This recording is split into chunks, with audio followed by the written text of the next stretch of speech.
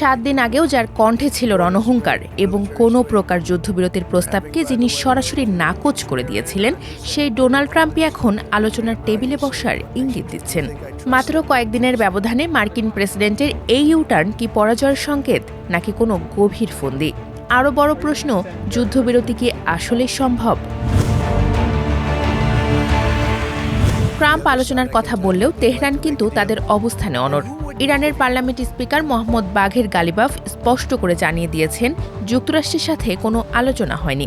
তেহরানের দাবি, ট্রাম্প পরাজয়ের ভয় এবং বিশ্ববাজারের চাপে পড়ে এখন পিছু হটার পথ খুঁজছেন। ইরানের জন্য ট্রাম্পের দেওয়া শর্তগুলো, যেমন পরমাণু কর্মসূচি পুরোপুরি ত্যাগ এবং ব্যালিস্টিক ক্ষেপণাস্ত্র কর্মসূচি বন্ধ করা, প্রায় অসম্ভব। গত 3 সপ্তাহের হামলায় ইরানকে উল্টো এই বার্তাই দিয়েছে যে আত্মরক্ষার জন্য তাদের সামরিক সক্ষমতা বাড়ানো ছাড়া বিকল্প নেই।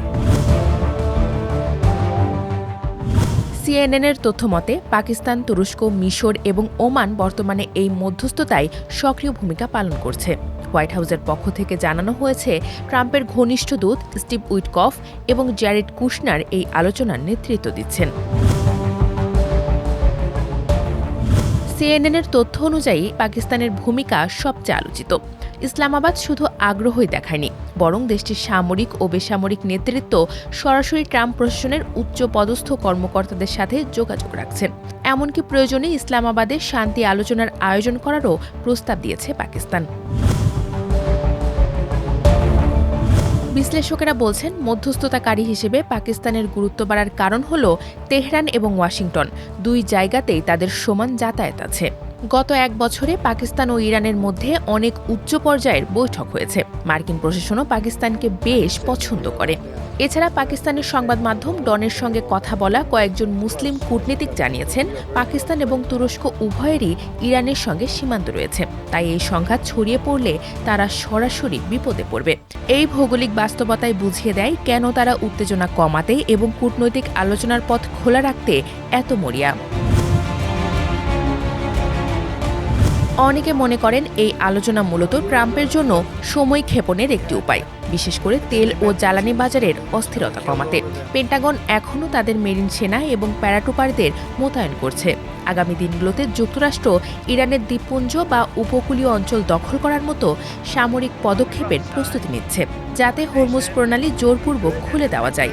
কূটনৈতিক সমাধান না এলে এটিই হতে পারে ট্রাম্পের চূড়ান্ত পরিকল্পনা। যুদ্ধবিরতি আসলেই হবে কিনা তা নিয়ে অনেকগুলো সংশয় আছে, কারণ ট্রাম্পের পরস্পর বিরোধী বক্তব্য ও যুদ্ধের কোনো সুনির্দিষ্ট লক্ষ্য না থাকায় তার ওপর কেউ ভরসা করতে পারছেন না। অনেকে মনে করছেন, ট্রাম্পের এই 5 দিনের হামলা বিরতি মূলত বিশ্ববাজারকে স্থিতিশীল করার একটি কৌশল। বিশ্লেষকেরা এটাও বলছেন, ট্রাম্প হয়তো সময় ক্ষেপণ করছেন, কারণ ইরানের তেল শিল্পের কেন্দ্রবিন্দু খার্ক-দ্বীপ দখল বা উপকূলীয় অঞ্চল নিয়ন্ত্রণে প্রয়োজনীয় মার্কিন মেরিন সেনারা এখনও সেখানে পুরোপুরি পৌঁছাতে পারেনি। ট্রাম্প এখন এমন এক সংকটে যেখানে কোনো পথই মসৃণ নয়। বিমান হামলা চালিয়ে গেলেও ইরান যে দমবে না তার প্রমাণ তেহরান বারবার দিচ্ছে।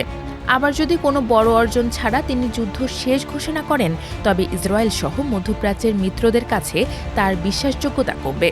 এছাড়া ইরানের ইউরেনিয়াম মজুদ ধ্বংস না করে ফিরে আসাকে ঘরোয়া রাজনীতিতে রাজনৈতিক পরাজয় হিসেবে দেখা হবে।